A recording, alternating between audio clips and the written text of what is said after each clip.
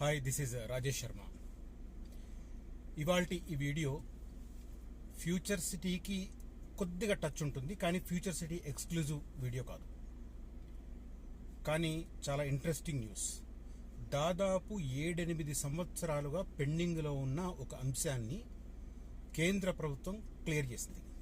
దానికి సంబంధించిన డీటెయిల్స్ నేను ఈ వీడియోలో డీటెయిల్డ్గా చెప్పబోతున్నాను. ఈ వీడియోను పూర్తిగా చూడండి. కంటెంట్లోకి వెళ్లే ముందు, ఫ్యూచర్ సిటీలో ఎవరైనా ఇన్వెస్ట్ చేయాలనుకున్న వారు నన్ను సంప్రదించండి. ఇటు యాచారం కావచ్చు, అటు కడతాల్ కావచ్చు, కందుకూరు కావచ్చు. ఈ 3 కూడా కమర్షియల్ సెంటర్స్ కాబోతున్నాయి because of future city. Future city విస్తరించి ఉన్న 56 గ్రామాలు, రెవెన్యూ గ్రామాలు, అదే రకంగా 76 జనావాసాలు మొత్తం కలుపుకుంటే, అంటే 76 జనావాసాల్లో 56 రెవెన్యూ గ్రామాలు ఉంటాయి. ఎందుకంటే ఆ 20 హామ్లెట్స్ అన్నమాట. సో ఈ రకంగా రాబోతున్న డెవలప్మెంట్, వచ్చే 10-15 ఏళ్లలో జరగబోతున్న డెవలప్మెంట్కు ఈ 3 ప్లేసెస్ సాక్షిభూతాలుగా నిలవబోతున్నాయి. కందుకూరు ఆల్రెడీ ఒక కమర్షియల్ సెంటర్, దాదాపు అక్కడి వరకు హెచ్ఎండిఏ ఉంది కాబట్టి ఆల్రెడీ ప్రైస్ ఒక లెవెల్లో ఉన్నాయి. కడతాల్, అదే రకంగా యాచారం, ఇవి కొత్తగా, అంటే యాచారం వరకు కూడా కొంత హెచ్ఎండిఏ లిమిట్స్ ఉన్నాయనుకోండి, అది వేరే విషయం. బట్ ఇవి కొత్తగా పూర్తిగా హెచ్ఎంఆర్ పరిధిలోకి రాబోతున్నాయి, ఫ్యూచర్ సిటీ పరిధిలోకి ఉండబోతున్నాయి. హెచ్ఎంఆర్ మనకు limits almost regional ring road తర్వాత 5 కిలోమీటర్ల వరకు ఉండే అవకాశం కనిపిస్తుంది. ప్రస్తుతం ఉన్న అంచనాల ప్రకారం మనకు పూర్తి స్థాయి HMDA mega master plan November-December కల్లా రాబోతుంది ఈ సంవత్సరం. అప్పటి వరకు పూర్తి స్థాయిలో క్లారిటీ వస్తుంది. బట్ ఇప్పుడున్న ఈ ఫ్యూచర్ సిటీ దానికి సంబంధించి చూస్తే మాత్రం మనకు యాచారం, కడతాల్ అందుబాటులో ఉన్న మంచి సెంటర్లు కాబోతున్నాయి. కందుకూరు ఆల్రెడీ 25-30 వేల రేంజ్లో ఉంది. కందుకూరు ఆనుకునే నాకు తెలిసిన ఒక వెంచర్ ఉంది, దాంట్లో 28,000 స్ట్రిక్ట్ నో బార్గెయిన్, అలాంటి పరిస్థితి. సో కడతాల్ ఇంకా మనకు అందుబాటులో ఉంది. కడతాల్లో మీకు రీసేల్ ప్లాట్లు అయితే 10,000 కాస్త అటు ఇటుగా ఉంటాయి. కొత్త వెంచర్లలో అయితే మనకు 13,000-14,000లో అందుబాటులో ఉన్నాయి. కడతాల్ కూడా ఫ్యూచర్లో ఈ construction, future city construction start అయితే కడతాల్ ఒక కమర్షియల్ సెంటర్ ఇంకా, అంటే ఆల్రెడీ కొత్త ఉంది, ఇంకా లెవెల్కి పెరుగుతుంది అది. ఇటు యాచారం మండల్ హెడ్ క్వార్టర్, అది కూడా కమర్షియల్ సెంటర్ కాబోతుంది. సో ఈ అన్ని ఏరియాలలో ఎవరైనా ఇన్వెస్ట్ చేయదలుచుకుంటే మాత్రం కొంత నాలెడ్జ్తో ఇన్వెస్ట్ చేయండి. దగ్గరుంది కదా, ఊరుంది అని చాలా మంది ఏం చేస్తారంటే 56 గ్రామాల జాబితాలో ఊరుంటే చాలు అది కొనేస్తున్నారు. బట్ అక్కడ ఎన్నటికీ విస్తరిస్తుంది అనేది అంచనా లేకుండా కొనుక్కుంటున్నారు. ఫర్ ఎగ్జాంపుల్, ఇప్పుడు నేను మేడిపల్లి దగ్గర వెంచర్ చెప్తుంటాను, దాంట్లో కమర్షియల్ 16,000, నాన్ కమర్షియల్ 18,000, కొన్ని రీసేల్ ప్లాట్లు కూడా వచ్చినాయి. సో ఈ రకంగా ఉన్న పరిస్థితి. కానీ దానికి 3-4 కిలోమీటర్ల దూరమే కదా అని చెప్పి కొత్తపల్లి అటువైపు కొంటున్నారు. నిజానికి మధ్యలో ఒక ప్రైవేట్ ల్యాండ్ ఉంది. ఆ ప్రైవేట్ ల్యాండ్ దాటి ఫ్యూచర్ సిటీ రావాలంటే ఖచ్చితంగా 10 ఏళ్లకు పైనే పడుతుంది. సో ఇది దృష్టిలో పెట్టుకొని నిర్ణయం తీసుకోండి. దగ్గరుంది కదా, తక్కువ ధర కదా అని చెప్పి అలాంటివి చేస్తే దానికి తగ్గ వెయిటింగ్ పీరియడ్ పెరుగుతుంది.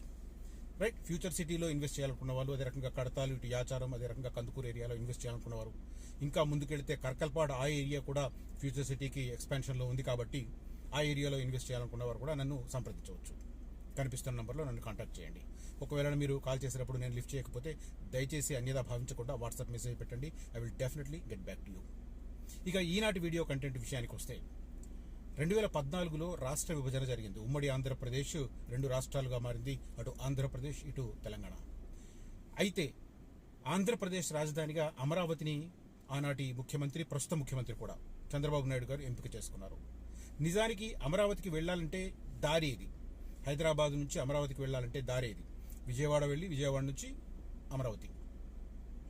అది ఇప్పటి వరకు కూడా 10 ఏళ్ల తర్వాత, 11 ఏళ్ల తర్వాత కూడా ఇప్పుడు మనం అదే దారి వాడుతున్నాం. కానీ ముఖ్యమంత్రిగా బాధ్యతలు చేపట్టిన తర్వాత, విభజిత ఆంధ్రప్రదేశ్కు ముఖ్యమంత్రిగా బాధ్యతలు చేపట్టిన తర్వాత చంద్రబాబు నాయుడు గారు ఆ రోజే హైదరాబాద్ అమరావతి ఎక్స్ప్రెస్ హైవే కావాలి అని చెప్పి కేంద్ర ప్రభుత్వాన్ని అడిగారు.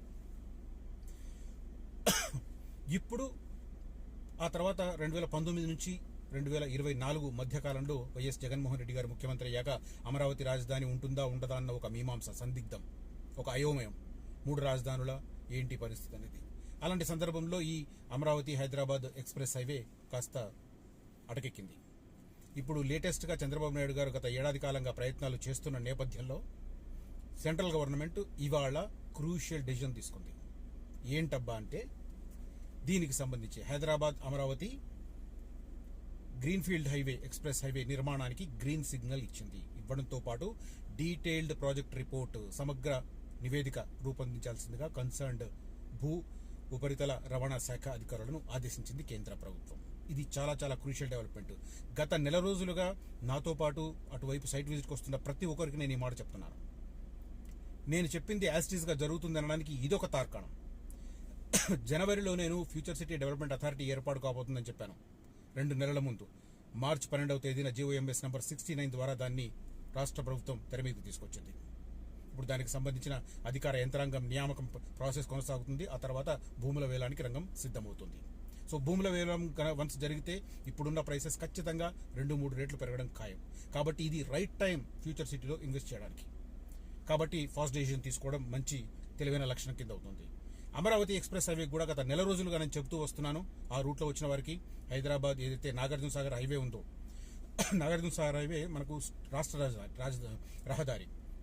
దీన్ని తెలంగాణ ప్రభుత్వం తెలంగాణ పరిధి ఉన్నంత వరకు, అంటే నాగార్జున సాగర్ ఇటువైపు వరకు, ఎడమ కాలువ వైపు వరకు 145 కిలోమీటర్లు 6 లైన్లు చేయాలని చెప్పి రాష్ట్ర రహదారిగానే దాన్ని డెవలప్ చేయాలని చెప్పి తెలంగాణ ప్రభుత్వం గత 2-3 ఏళ్లుగా ఆలోచన చేస్తుంది. కానీ ఇది చంద్రబాబు నాయుడు గారి అభ్యర్థన కేంద్ర ప్రభుత్వం ముందు పెండింగ్లో ఉన్న కారణంగా గత 2-3 నెలలుగా దీని మీద రాష్ట్ర ప్రభుత్వం మీనమీషాలు లెక్క పెడుతుంది. ఒకవేళ కేంద్ర ప్రభుత్వం నిర్ణయం తీసుకుంటే రాష్ట్ర ప్రభుత్వానికి భారం గణనీయంగా తగ్గిపోతుంది.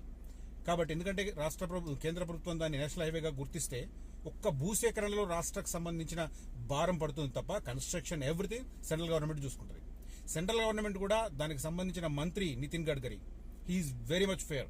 అది ఏ స్టేటు, ఆ రాష్ట్రంలో ఏ ప్రభుత్వం ఏ పార్టీ ఉంది అధికారంలో ఏది చూడకుండా తమిళనాడు లాంటి, కేరళ లాంటి రాష్ట్రాలకు కూడా ఎప్పుడు బీజేపీకి సీట్లు రాని రాష్ట్రాలలో కూడా రోడ్లకు సంబంధించి ఇన్ఫ్రాస్ట్రక్చర్కు సంబంధించి కళ్ళు మూసుకున్న ప్రాజెక్టులు క్రియేట్ చేస్తున్నారు ఆయన. సో అలాంటి పర్సన్ ఇప్పుడు దీనికి సంబంధించి Hyderabad Amaravati greenfield express highway నిర్మాణానికి గ్రీన్ సిగ్నల్ విభజన చట్టంలో ప్రస్తావన ఉంది. రాష్ట్ర విభజన చట్టంలో ప్రస్తావన ఉంది, కానీ గత 10 ఏళ్లుగా అడుగు ముందుకు పడలేదు. దానికి రాజకీయ కారణాలు ఉన్నాయి, నేను చెప్తా. ఎందుకంటే 2014లో చంద్రబాబు బీజేపీతో కలిసి పోటీ చేశారు. రాష్ట్రంలో కేంద్ర ప్రభుత్వంలో మంత్రుల పదవులు తీసుకున్నారు. రాష్ట్రంలో బీజేపీకి మంత్రి పదవి ఇచ్చారు. కానీ 3 ఏళ్ల తర్వాత బీజేపీ రెండోసారి రాదు అన్న ఒక అపోహతో చంద్రబాబు బీజేపీ దూరమయ్యారు. ఆ తర్వాత జగన్ రావడం, జగన్ కూడా దాని మీద పెద్దగా ఫోకస్ చేయకపోవడం వల్ల అది పెండింగ్లో పడింది. బట్ ఇప్పుడు విభజన చట్టంలో ప్రస్తావించిన అపరిష్కృత అంశాల దిశగా కేంద్ర ప్రభుత్వం దాని మీద ఫోకస్ చేయడం, దాన్ని రెఫర్ చేయడం, గ్రీన్ఫీల్డ్ ఎక్స్ప్రెస్ హైవే నిర్మాణానికి గ్రీన్ సిగ్నల్ ఇవ్వడం జరిగింది. వెంటనే డిపిఆర్ రూపొందించాలని సంబంధిత అధికారులను ఆదేశించారు. త్వరలోనే అమరావతి రీజనల్ రింగ్ రోడ్డు, ఇది అమరావతికి సంబంధించి అనుకోండి, కానీ Hyderabad Amaravati greenfield express highway నిర్మాణానికి డిపిఆర్ దానికి సంబంధించిన ఆదేశాలు వెలువడ్డాయి. అతి త్వరలోనే ఇది కార్యరూపం దాలుస్తుంది. మోస్ట్ ప్రాబ్లీ ఇది కనుక టేకప్ చేస్తే చాలా ఫాస్ట్గా డెవలప్మెంట్ చూస్తుంటాం మనం. సెంట్రల్ గవర్నమెంట్ హైవేల నిర్మాణం చాలా ఫాస్ట్గా చేస్తుంది. ఇది కూడా త్వరితగతిన పూర్తవుతుంది. సో ఇది ఎందుకు చెప్తున్నాను నేనంటే, హైదరాబాద్కు సంబంధించి 2 రాష్ట్ర రహదారులు ఉంటాయి. ఒకటి రాజీవ్ రహదారి కరీంనగర్ రూట్లో, సిద్దిపేట కరీంనగర్ రూట్లో, ఒకటి నాగార్జున సాగర్ హైవే. ఇది ఇప్పుడు నేషనల్ హైవే అవుతుంది. దాని ఇంపాక్ట్ ఖచ్చితంగా సాగర్ హైవే మీద ఉంటుంది. తర్వాత దానికి సంబంధించి సాగర్ హైవేనే అదవుతుంది. దాని ఇంపాక్ట్ ఖచ్చితంగా ఫ్యూచర్ సిటీ మీద ఉంటుంది. అంటే సాగర్ హైవేకు రైట్ సైడ్ ఫ్యూచర్ సిటీలో భాగస్వామ్యం కాబోతున్న గ్రామాల మీద ఉంటుంది. ఇప్పుడు నేను మేడిపల్లి చెప్తాను. Medipalli exactly aerial distance 1.5 kilometre. Of course ఇప్పుడు డొంక రోడ్ కాబట్టి 3 కిలోమీటర్లు అనిపిస్తుంది, కానీ ఎగ్జాక్ట్ 1.5 కిలోమీటర్ ఉంటుంది. ఎయిర్ డిస్టెన్స్ చూస్తుంటే, మనకు బిల్డింగ్స్ డిస్టెన్స్ చూస్తుంటే మనకు కనిపిస్తుంది.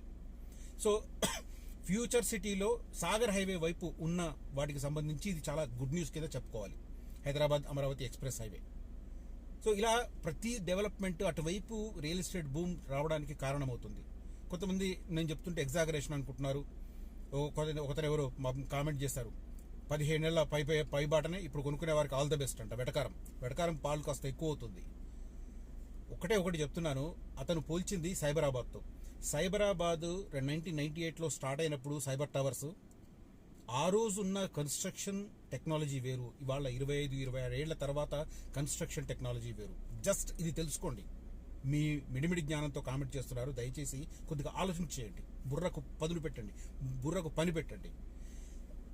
సైబరాబాద్ కన్స్ట్రక్షన్కి సంబంధించి 98లో స్టార్ట్ అయితే అది ఊపందుకోవడానికి 5-6 ఏళ్లు పట్టింది. కానీ గత 8 సంవత్సరాల్లో ఎంత ఫాస్ట్గా డెవలప్ అయింది ఇది అనలైజ్ చేయండి. మొత్తం 26 సంవత్సరాలు స్లోగా జరగలేదు. ఫస్ట్ 10-15 ఏళ్లు స్లోగా జరిగింది. ఎప్పుడైతే 2010-2012 తర్వాత ఊపందుకుందో అది అలా అమాంతం పెరిగిపోయింది. ఇంకా పర్టికులర్గా చెప్పాలంటే 2016 నుంచి 2025 వరకు జరిగిన అభివృద్ధి అసలు అభివృద్ధి, మామూలు అభివృద్ధి కాదు. అన్ని రంగాల్లో కన్స్ట్రక్షన్ పరంగా కావచ్చు, ప్లానింగ్ పరంగా కావచ్చు, అనుమతుల పరంగా కావచ్చు, తర్వాత ఇంటర్నేషనల్ ఇన్వెస్ట్మెంట్స్ పెరగడం కావచ్చు, ఇవన్నీ కారణాల వల్ల చాలా వేగంగా అభివృద్ధి జరుగుతుంది. ఇప్పుడు ఎవరైతే, నేను కూడా చాలా మంది చెప్తున్నాను 10-15 ఏళ్ళు కొంత అని, ఏది మొత్తం 56 గ్రామాలకు విస్తరించడానికి 15 ఏళ్ళు పడుతుంది. కానీ అంతకంటే ఎక్కువ పట్టదు. బట్ కోర్ ఏరియా ల్యాండ్ రెడీగా ఉంది, విద్యుత్ రెడీగా ఉంది, గ్రౌండ్ వాటర్ రెడీగా ఉంది. సంస్థలు 33-34 సంస్థలు ఎంఓయూలు చేసుకున్నాయి. ప్రతి ఎంఓయూకు టైం బౌండ్ పెట్టుకున్నారు. గతంలో టైం బౌండ్ ఉండేది కాదు. ఇవన్నీ సానుకూలపరమైన అంశాలు ఉండడం వల్ల నేను చాలా గట్టిగా చెప్తున్నా, ప్రస్తుతం ఉన్న కోర్ ఏరియా 5 ఏళ్లలో ఖచ్చితంగా డెవలప్ అవుతుంది. కోర్ ఏరియా దాటి ఒక 5 కిలోమీటర్ల రేడియస్లో 10 ఏళ్ల వరకు అవుతుంది. అక్కడి నుంచి మిగతా ప్రాంతం అంతా విస్తరించడానికి 15 ఏళ్ళు పడుతుంది. ఇది నేను చాలా క్లియర్గా చెప్తున్నాను. I think I'm very reasonable అంచనా వేయడంలో, ఎక్స్పెక్టేషన్ విషయంలో అని అనుకుంటున్నాను. Right. Hyderabad Amaravati express highway future city కూడా ఒక ప్లస్ పాయింట్ కాబోతుంది. ఇటు శ్రీశైలం హైవే మధ్యలో రావిరియాల ఎగ్జిట్ నుంచి వచ్చే 330 feet road, greenfield radial road, దాని తర్వాత ఇప్పుడు ఇది హైదరాబాద్ అమరావతి ఎక్స్ప్రెస్ హైవే. ఈ 3 రోడ్ల కారణంగా ఫ్యూచర్ సిటీ వైపు శరవేగంగా అభివృద్ధి చెందడం కన్ఫర్మ్.